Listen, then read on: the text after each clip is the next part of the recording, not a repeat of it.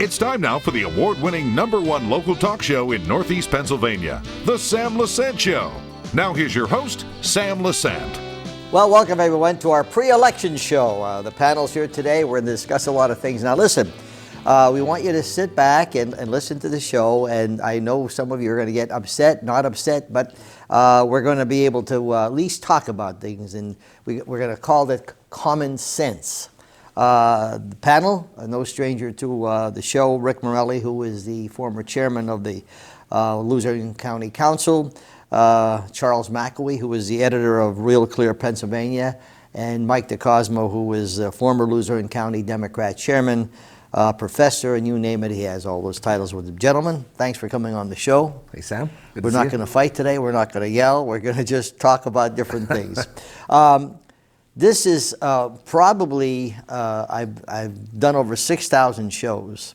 Over 6,000 shows, Michael. Could you imagine? Yeah. I might have been the first one. Yeah. And I've never seen an election like this in my life. I've never seen people so upset and people fighting and et cetera, instead of talking about facts, okay? But before we get into that, Rick, you're on the election board, and God bless you, okay? As you know, we have a county report every month, and DeCosmo came on and talked about the drop boxes, okay?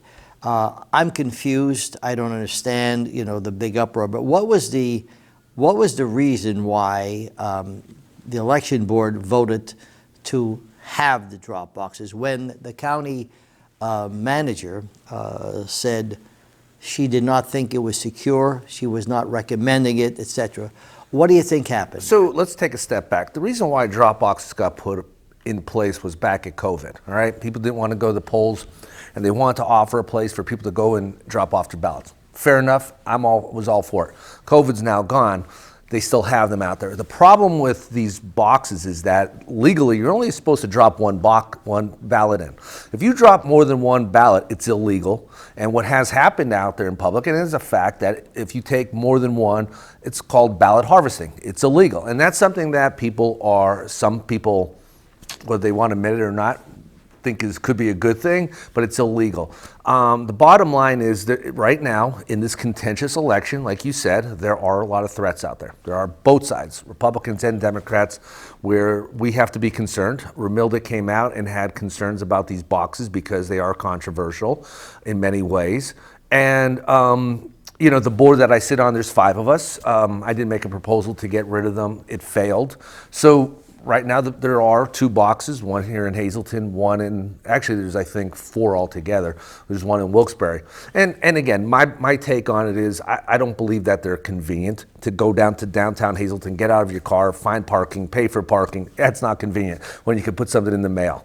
And by taking them away, it's not taking away anyone's votes. You could go mail, you could go to the polls. Let's have a clean election. That's what's most important. So, Rick, that's the thing, and I mentioned this to Romilda on the show. What I'm confused about is that they're called blue boxes, as she called them. They're mailboxes, okay? And I think they're on every other, whatever, it's very accessible to drop a mail. So why did the Democrats go crazy when they wanted to do away with the drop box? You see, to me, a red flag comes up, okay? If this was so good, and then when it came to the election board, not only did the county chairman, okay, she's the county, the county manager, tell them this is not a good idea. I'm very nervous about this, et cetera, et cetera. You had mentioned this on the election board, and it comes down to a Democrat-Republican vote. Now, to me, this is my fear that I had way back, as you remember. Okay, that they're going to play the political game. And then they go to the Attorney General, who happens to be a Democrat. So why did the Democrats get all crazy about this, that they didn't have drop boxes, which you could drop in the mail? So listen, there's no question that there are questions about the legitimacy of them. Do I think, even though I disagree with them in Luzerne County, do I think that anything could be illegal in the way we have the process? I don't. I firmly believe that. But do I think that Now that I'm on the board, knowing how things work, things could take place in other counties, in other states. Yeah, they can. And there is a question, why do Republicans not want them and why do Democrats want it? Yes. You go back 4 years, there are questions. I don't want to get into that, but there's clearly a divide. Well, you see, what happens is you don't want to get into it, but people want to put their head in the sand. Okay, I don't think you should put your head in the sand anymore, because what's happening is, you know, what's happening in the country is absolutely devastating. All right, so what's your thought about that, Charles? Well, the issue is we have a dysfunctional system when it comes to counting the ballots. The fact that there are 67 counties in Pennsylvania, and that more likely than not, unless early voting indicates a trend that appears quite apparent, we will not know the outcome of the election in Pennsylvania on election night. And it could be an encore of 2020 in the sense of it will take days, but regardless, there will be an army of attorneys on both sides, both campaigns. And as you know in the introduction to the show, this is so emotionally fraught. And in terms of cooling the temperatures, I don't know if the nation is even capable of that right now, considering how emotional it is in the final days.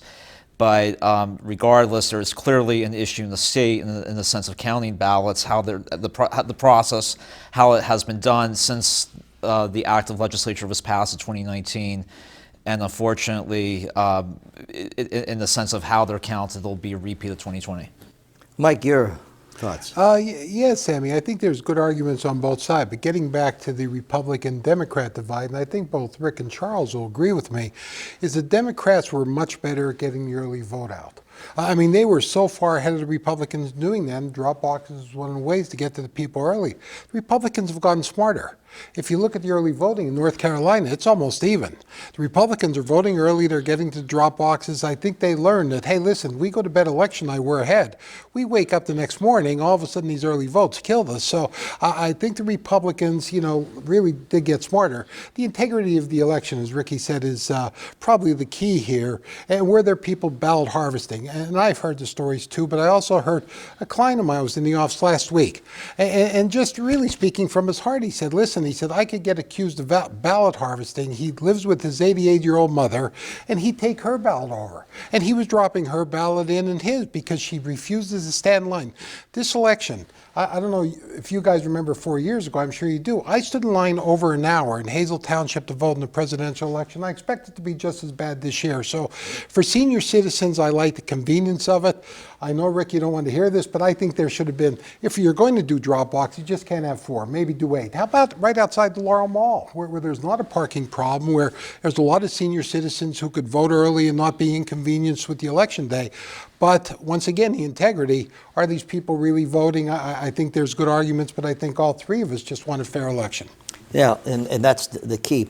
Looking at the election in general, before we get, we have two guests via phone today, Rob Bresnahan and former Congressman Lou Barletta, to get input. Now, we reached out to Cartwright. I reached out to Cartwright. His advertising people said that our people are skewed Republican, and therefore they didn't want to have, you know, they didn't want to invest. So I said, well, don't our people count? I mean, I don't know whether you're skewed Republican, but, you know, there's people here, and Cartwright's spending millions, but he can't invest in the area here. He said, well, we're really skewing. So every time I go there with Cartwright, I keep hitting a wall. But I did reach out, so I wanted people to know that. Looking at the general feeling, Rick, you know, you guys get out, okay, and mingle with different people. And you mingle with not only the people who side with you, but people also have opposing viewpoints, which, as Mike and I were talking, it's good to be able to be constructive instead of getting personal, okay? I have a personal friend of mine, okay, who is a Democrat and is a strong, and he's one of my best friends, okay? And we agree to disagree, which is great. But you see, what do you think, Rick, what you're seeing in terms of this election?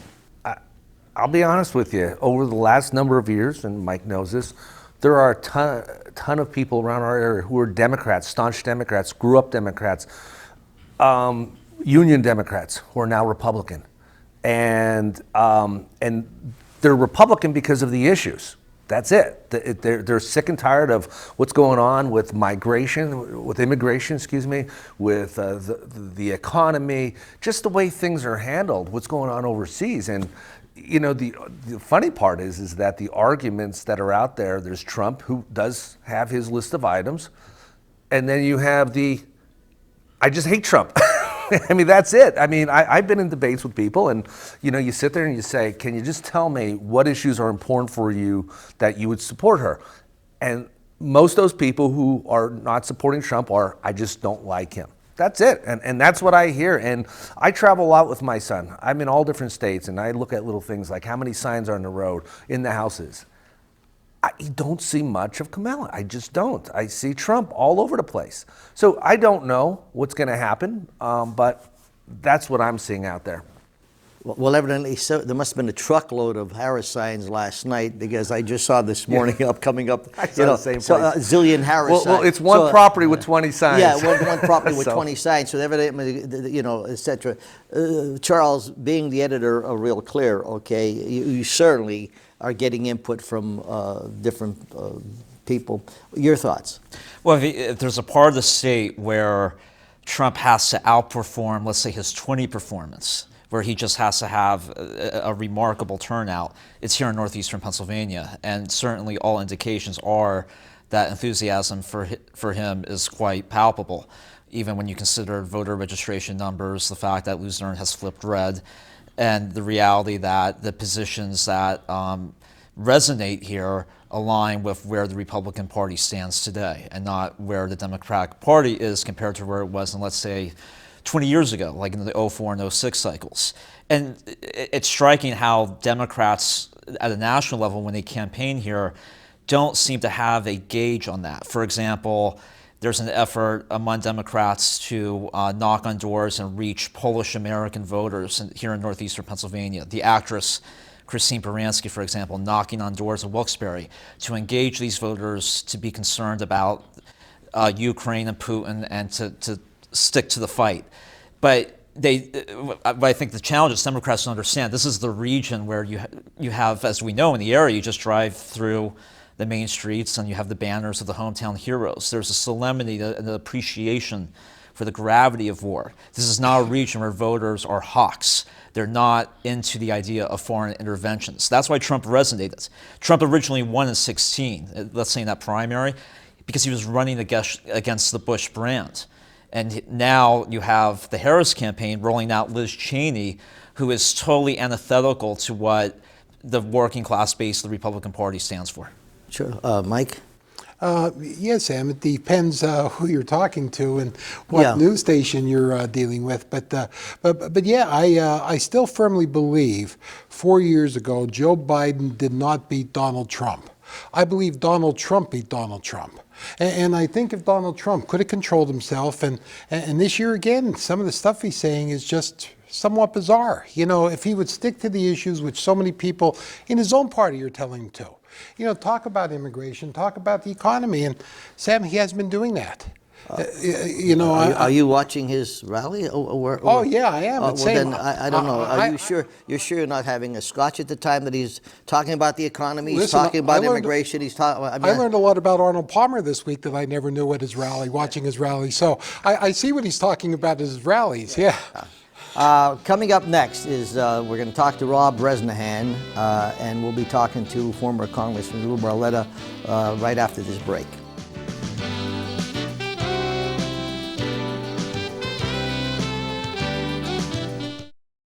Well, welcome back to our pre-election show, my friends. Joining me is Rick Morelli, Charles McElwee, and Mike DeCosmo. No strangers to the show, and I said to you that we'll be talking to Rob Bresnahan. He's on the phone right now. Rob, good morning. How are you? Good morning, Sam. Thanks for having me on. My pleasure. We did try to get Cartwright, but evidently he thinks our viewers, or his advertising campaign thinks our viewers are skewed Republican, so they're not interested. Anyway, no, they're skewed for common sense, Sam. That's what they are. Well, geez, you said a bad word, Rob. You're using that common sense thing. Okay, come on, stop doing that. Well, Rick Morelli's here, and I have a question they have for you, each one of them, and then I'll have one for you. Rick? Yeah, hey Rob, thanks for joining us again today. I know you're busy out there on the campaign trail. My question is I know in your region where you're campaigning, you have Luzerne County, which is turning Republican, but you also have a big chunk of Lackawanna County who is strong Democrats. What are you seeing up there in Lackawanna County? What are the top issues to those individuals, and what do you see are some of your challenges or some of your strengths up there? Well, I think you also have to take in consideration, we also have Wayne County and Pike County, which are predominantly Republican areas, and we've been tracking the early voting that has started to come in.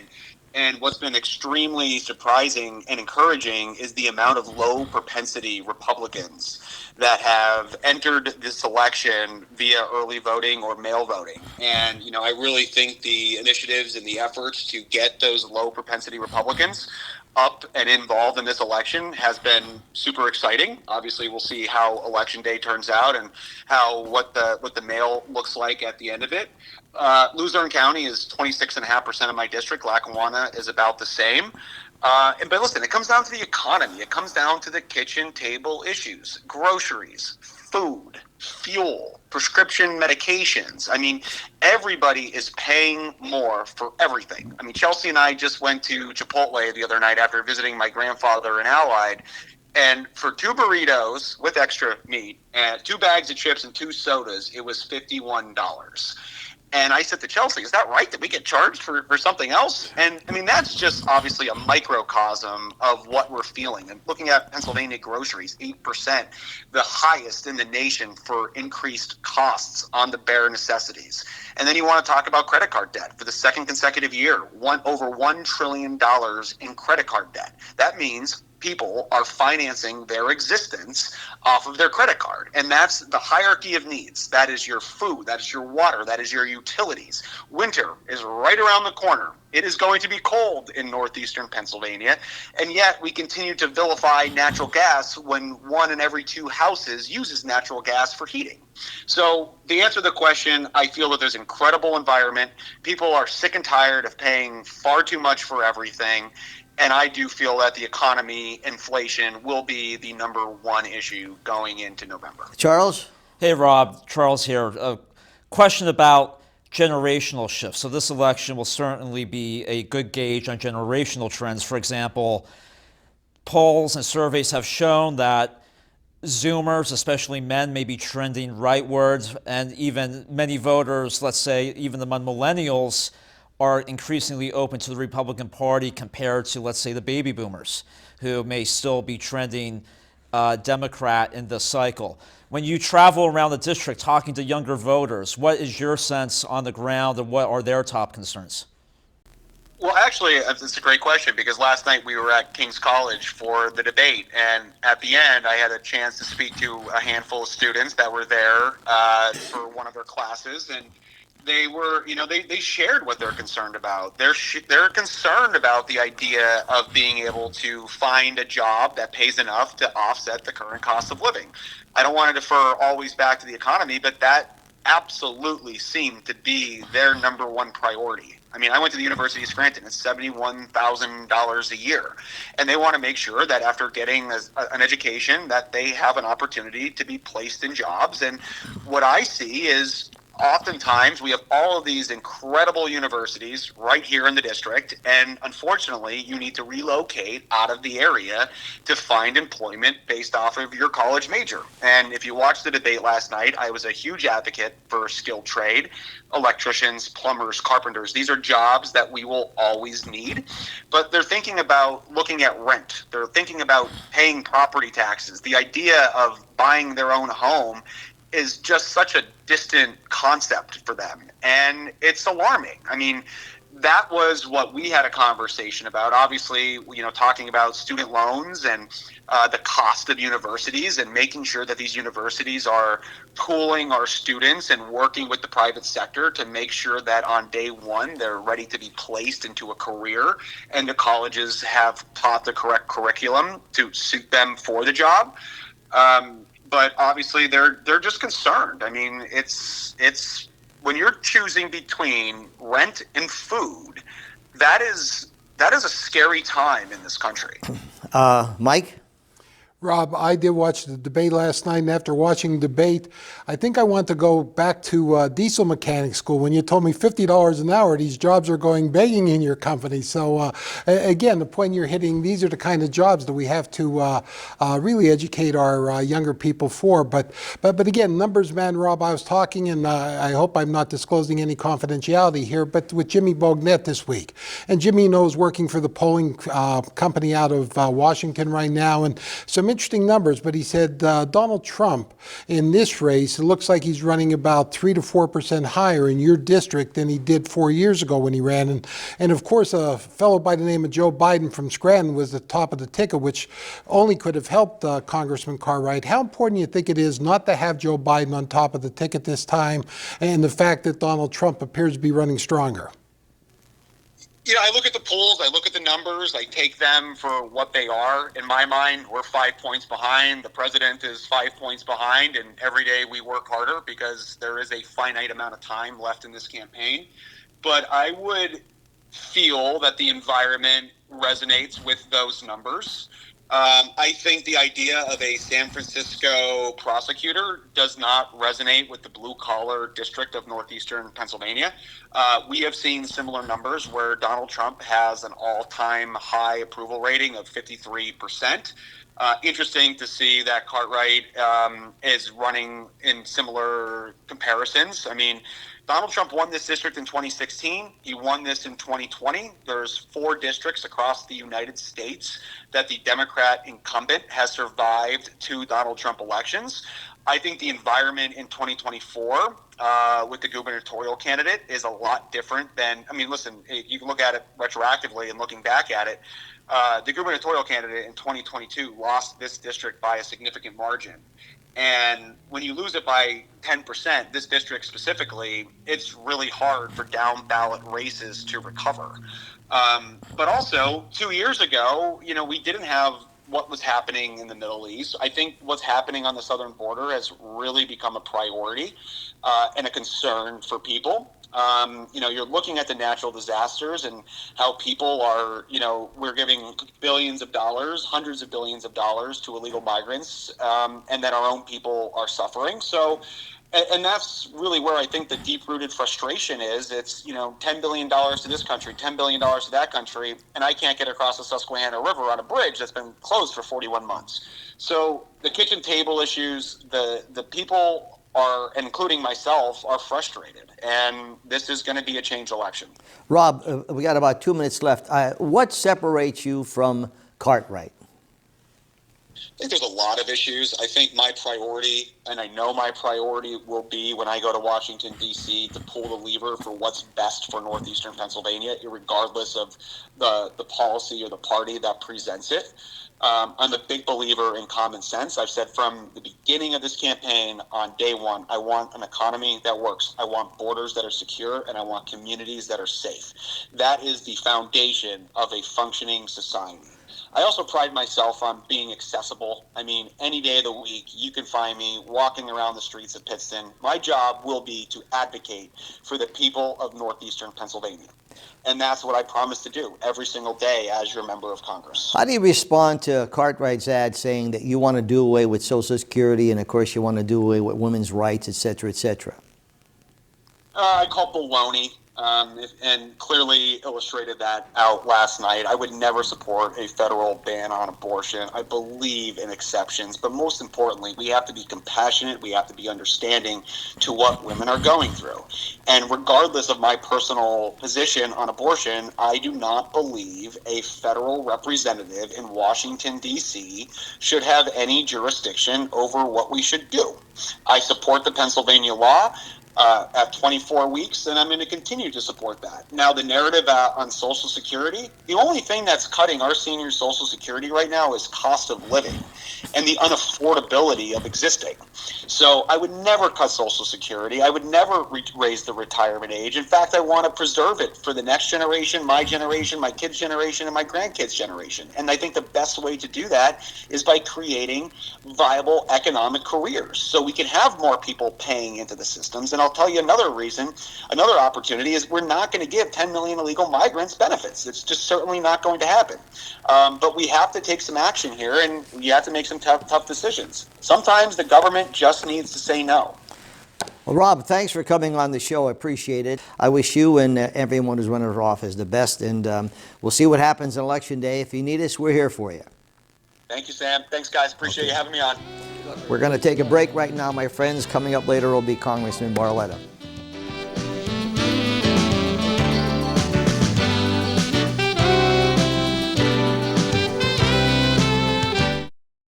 Well, welcome back to our pre-election show, my friends. If you just joined us, remember we play this show many times. YouTube, go to our YouTube channel or go to our website, ssptv.com, and click on shows. You'll see the show and get your opinion. A lot of interesting issues. But you know, Rob Bresnahan said something that we should be looking at is that common sense factor.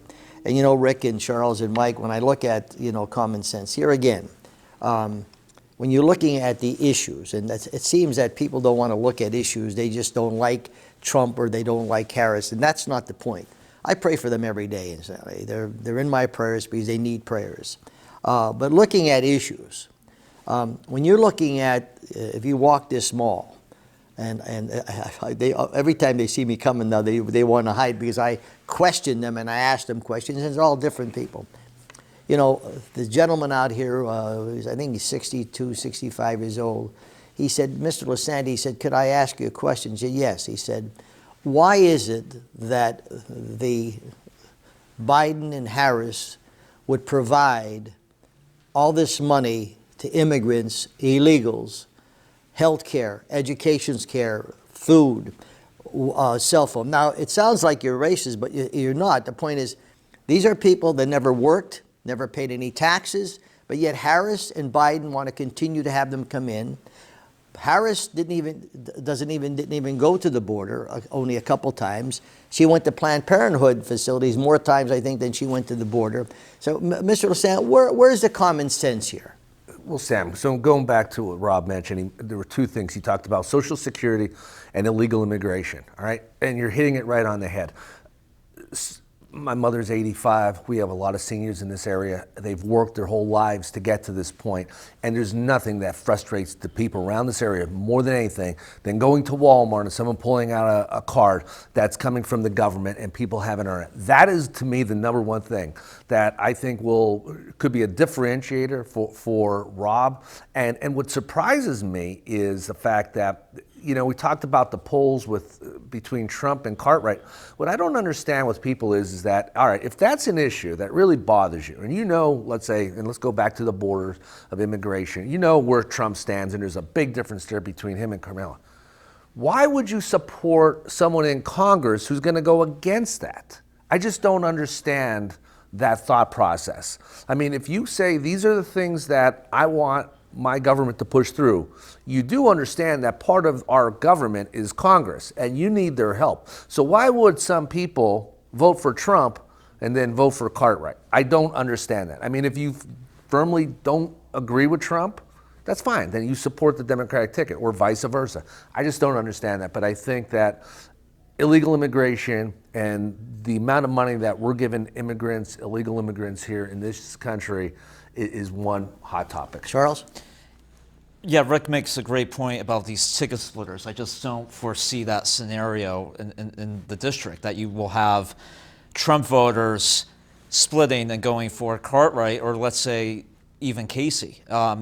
And look, the local blue wall for the Democrats is, of course, Lackawanna County, places like the Abingtons, Green Ridge, and Scranton, where you just have enough Democrats who are loyal to the party, may even be conservative in disposition, but will nevertheless vote blue. That's what Cartwright's relying on top of the increasing transience of the Poconos. But besides that, when you talk to voters locally who were lifelong Democrats and social democrats, they no longer view the party as the champion of their own economic interests. It was different 20 years ago. They viewed the Republican Party as antithetical to their personal interests. But it has flipped. It has realigned, and it's because of issues like the border, globalization, the loss of manufacturing, and the persistent sense of economic discontent that abated between 16 and, let's say, the early 2020 with COVID, but then exploded again with the reality of inflationary life. Mike? Sammy, the top three issues, again, immigration, the economy, and abortion. I mean, every poll I've seen for the last 2 years have said the same thing. Immigration's a real issue in this country. Democrats waited too long. I thought this last bill they tried to pass, hiring more border agents, they had bipartisan support from the most conservative Republicans, but it was 3 years too late. I mean, I think they should have done something earlier. I hear the same things that Rick says from clients all the time saying, hey, listen, this shouldn't be happening. I work my whole life and I see people driving up to Walmart. The Walmart seems to be the poster boy for where the spending's going on. But in spite of all that, Sammy, I work out with this one. We all talk to different people. I work out with this one guy in the morning. Most common sense guy, common sense I've ever been around in my life, Vinny, my buddy Vinny. And he said to me, Mike, and big Republican, he said, here's what I see problem with Republicans. He said, I haven't talked to one person who voted for Biden 4 years ago who's now switching their vote to Trump, but I see all the Republicans coming out and doing commercials backing Harris, people who were part of his cabinet. Why are Republicans switching to Harris, and why are no Biden Democrats doing commercials for Trump? So, in spite of the issues, I'm not sure what's happening there. Why do you think? I think because the conservatives in the Republican Party want to get rid of Donald Trump. It's Donald Trump's party now. It's not the conservatives anymore. You're right. I think there's a lot more involved why these people are coming out, okay, and saying that. I think it's really deep, okay. There's things that we really don't know what's going on. And we might not say, but when you see a Cheney and you see these, there's a lot more behind the scenes, I think, that the average person does not know.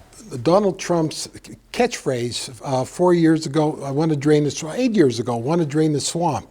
Well, all the people he put in the swamp all quit on him. All left his cabinet and now doing commercials against him. So did he fill the swamp with worse people? Or, what do they know behind the scenes? The one report which came out yesterday with the fascism, from Republicans, not from Democrats, calling him a fascist. I never heard people of their own party attack anyone like that. Charles, your opinion on that? Yeah, Republicans coming out against Trump, including those who may have previously served under him, for example, John Kelly, who was his chief of staff. These are people, it just shows that this election, in the final stages, it's personality versus policy. So for the Democrats, they are trying to hit the message that Trump is unstable, he's unhinged, and you have Republicans coming out from the Bush era, let's say, who are saying that. But the final message for Trump is there is no policy message on the Democratic side. There is no substance to Kamala Harris. What happened, Rick? What happened to reality? Are these people that are, do they have neighbors who shop, who have energy? See, the elite are more likely to go for Harris, which I understand. What happened to reality? The average person out there that's struggling, that Mike talks to with his clients, and that these people up here that are counting change, and veterans who, you're giving billions of dollars away, and we have veterans begging for $19 a month. We have our people begging, okay? Over the last 4 years, we have seen disaster after. Where is reality here? Straighten me out here. Right, and I go back, Charles mentioned definitely personalities, and going back to your question, there's personalities, and tough. I personally like Trump because he's tough, and he doesn't care, and he will upset the apple cart, and that's a good thing, and I think most people like that. I look at Musk.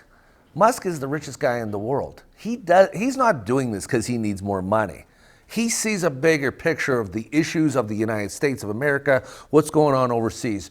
Why is someone like him going out there? Is it because Trump is going to help him make more money? No, it's because he sees the bigger challenges that people like you and I and people here don't see. And that to me tells a bigger story of why. Again, when you take, I look at, again, you go back to common sense, and I think it is common sense. We are in this issue. We're in a dividing area of the direction we go with this country, and what we've done in the last 3 years. I haven't heard anything that Carmela said that's going to be different than Joe Biden. She hasn't showed any substance. And when people go back and say, well, here's what Trump's going to do. Well, he did it for years. There were no wars. The economy was good. He was tough on the border. What am I missing? Yeah, and that goes back to common That's sense. the question I have. Coming up, we'll have former Congressman Barletta, my friends, and food for thought. We'll be back right after this.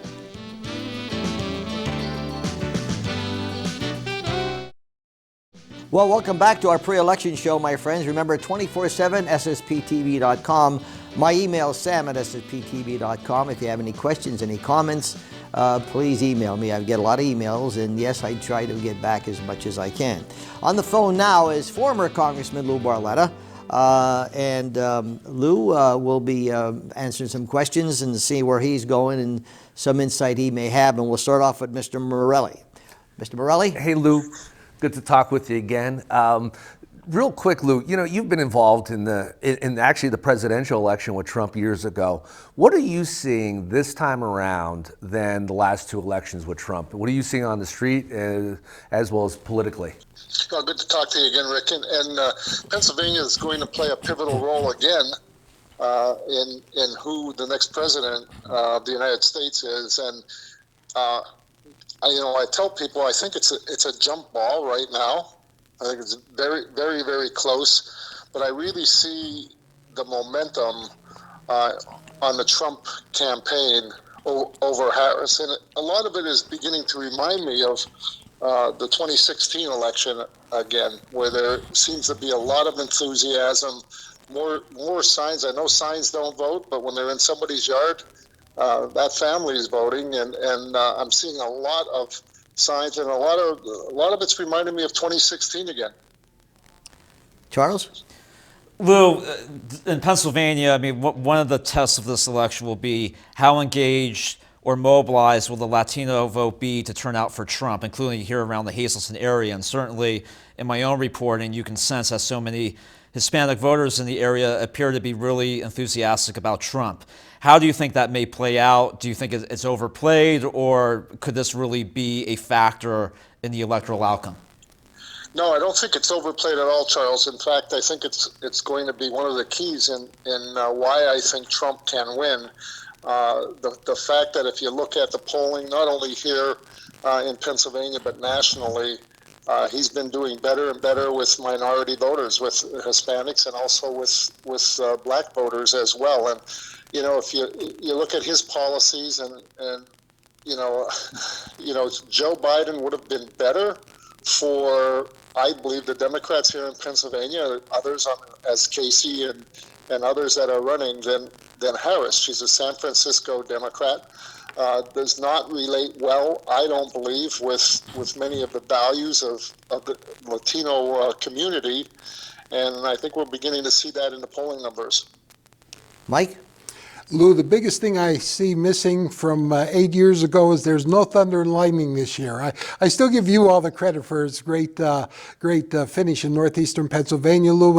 And I have to throw this in. I still say that if Donald Trump comes out and endorses you for governor, I think we'd be talking to Governor Barletta right now. But having said that, Lou, Donald Trump's campaign, it's and I mentioned in the last segment, but it just seems like a lot of Republicans, the conservative wing of the party, seem to be coming out against him. How much do you think some of these ads that she's running is going to hurt him with the real conservative wing? And you think any of these people really would ever vote Democrat? I do believe some of them will. I know some of them personally, and I think they will. And again, it's definitely an advantage for Harris to be on stage with Republicans like Liz Cheney and Adam Kinzinger and a few others that are doing that. But overall, I don't think that's going to make the difference. I think it's a help, but I don't think it's going to make the difference. Well, and if I may, Lou, one other thing, you mentioned that, but you also have Robert Kennedy Jr., who's coming from one of the biggest Democratic families that we've ever seen, who's now out there for Trump. So don't you think that balances out a little bit, where you have both sides coming across party lines? I agree, and if you dig if you drill deeper into this election, I think, and especially in a close election, any group, any segment of the voting population can be the difference. And a couple of examples that I think in the last couple of weeks that have hurt Harris and helped Trump is, for example, last week I did a tele-town hall rally with Donald Trump and Dave McCormick, and it was held on Columbus Day. And the reason for that was that in Pennsylvania, they've declared Columbus Day now Indigenous People Day. And I personally, being an Italian American, feel insulted by that, the Italian heritage. And we had almost 50,000 people on that call on Monday night on Columbus Day. You couple that with Harris's slight of Catholics, Christians. I think these things are big mistakes coming down the stretch. So in a close election, those could be the difference makers. Lou, I'm in the media, and you see what's happening in the media. Could you shed some light as to why the media, a majority of them, are so pro-liberal and so anti-Trump? I mean, if you read letters to the editor in the last couple of weeks, you will see if there's 7 letters, 6 of them are anti-Trump. If it's anti-Trump, anti-Trump, anti-Trump. Could you tell me why the media is so engaged in promoting Harris? Well, there was a time, we can all remember growing up where you didn't know if a journalist was Republican or Democrat. Exactly. You watched the news and you saw the news and you literally couldn't tell. Now, you can't put a station on if you're one party because you can't take, the anti-Trump, anti-Republican rhetoric that's going. It's no longer hidden anymore, where the national media, most have now become an arm of the Democrat Party. They get the talking points, and it's amazing how the candidates and the media are using the same words, the same terms. It's not even hidden anymore. So, I think people, when they put on the news, Sam, they gravitate to where, their beliefs are because they know what they're going to be fed. Okay, so my question then is this. These people that are so anti-Trump, do they shop? Do they buy groceries? Do they see what's going on overseas with the wars? Do they see the immigrants coming in? Do they see no control on the border? Do they go out into reality to see what people are doing and then come to their desk and then write an article? Do they live like us, or are they in a ivory tower? That's $1 million question, and it's one that I ask myself all the time. Is why don't they see what's really happening? And a lot of it, when you think back when it started back in Hazleton, when the illegal immigration issue first was brought out in public, how immediately the media just literally crushed myself and anyone else who supported me, believing that you were anti-immigrant if you were against illegal immigration. Look what's happening in this country today. The amount of money, we have veterans sleeping on the streets, homeless veterans, and they are literally just allowing people to come into this country illegally. Many have committed crimes where we watch the news where someone has lost a loved one at the hands of someone that was in the country illegally. The fentanyl that's coming in, the inflation. We're on the brink of World War III. If you really look at Russia now hanging out with North Korea and China, and all of this has happened in the last 4 years. So I don't know what people see, but I think the average American, whether you're Democrat or Republican, when you have children, when you have kids and grandkids, I do believe when they go in the voting booth, they're going to say, "Listen, I can't risk this any longer." So I wonder if it is going to be as close as we say or we think. If once people get in there, many people are afraid to say they're for Trump. Because families have broken up over it. So I'm thinking that on election day, when people go in, even though they may not say it. They may pull the lever, or if it's not a lever anymore, they may vote for Donald Trump. Well, Lou, I guess you and Trump are doing okay? Yeah, we're doing okay. Like I said, I go to the grocery store too, so Yep. I can see what's happening around the world, and I know what's at stake here in this election, and so I just I had to do my part, and it's not even election day anymore, Sam. It's election season. There's Yep. so many ways that you Yeah. can vote. Yep. You can vote in person like I did. I voted at the Bureau of Elections. I voted in person. You could mail in your ballot. You could vote absentee, or you could show up on what has now become the last day of voting on Election Day. So, there's no excuse for people not to vote. Well, Mr. Barletta, thanks for coming on the show. We appreciate it very much. Give my best to your family, and we wish you well. Okay, thanks, Sam. You got a great panel there. Thanks. Good talking to you all. All right, my friends, we'll take a break. We'll be back right after this. Well, welcome back to the Sam Lesante Show, the pre-election show, my friends. Joining me is Rick Morelli, Charles McElwee, and Mike DeCosmo. We heard from Rob Bresnahan, and we heard from former Congressman Lou Barletta. We did reach out to Cartwright, but his campaign advertising says our people are skewed Republicans, so they're not interested. Senator Casey's been a senator for 18 years, never once came on the show. In fact, they ignore my calls. So I do want you to know that I try to reach out to them. So with that being said, we have some local elections, Wacho and Representative Wacho and Senator Argyle. Your opinion on those, Rick?